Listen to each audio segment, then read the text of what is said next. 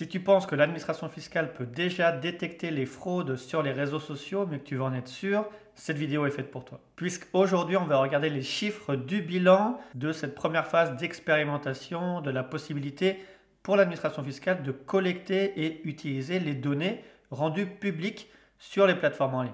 Et dans le dernier rapport d'information, on apprend qu'il y a eu 4 premières campagnes faites, dont la première au titre de la recherche d'une activité occulte pour des prestataires de services, type coiffeur, déménageur, informatique, soins, que plus de 13 000 annonces ont été collectées et pour un tiers renvoyaient à des sociétés sans sirène ou correspondant à des entreprises officiellement cessées. Et finalement, parmi ces annonces, seulement 18% des annonceurs devaient être considérés comme ayant un caractère occulte, tout en sachant que le rapport dit que même si les chiffres sont bons, les redressements en jeu sont quand même très faibles. La deuxième campagne de scrapping a porté sur 280 000 annonces de vendeurs de véhicules, sur lesquelles 18% ont été identifiés comme ayant une activité occulte, donc 76 dossiers. Ce qui fait quand même peu sur les 280 000 annonces. Mais là, pour des montants en jeu bien plus importants. On apprend également qu'au 1er juillet 2023, 14 dossiers de contrôles fiscaux ont suivi. La troisième campagne portait également sur la négoce de véhicules,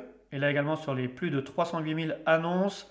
On a eu seulement 84 dossiers sélectionnés et dont seulement 19 ont eu une activité occulte confirmée. Donc ce qui fait quand même un taux d'effectivité très faible, même si les enjeux financiers peuvent être importants. Enfin, dernière campagne de scrapping en matière de location meublée. Et là également sur les plus de 41 000 annonces sélectionnées, 217 dossiers ont été repérés et seulement 38 dossiers ont été relevés comme ayant une activité occulte. Donc ce qui fait également là un taux de pourcentage d'activité occulte très faible sur le nombre de dossiers relevés. En sachant que d'autres robots pour des détections automatiques sur les sites internet ont été développés, que d'autres campagnes ont été lancées sur lesquelles on n'a pas encore de résultats, mais qui visent pour le moment également toujours le négoce de véhicules, les activités de prestation de services et de médecine douce.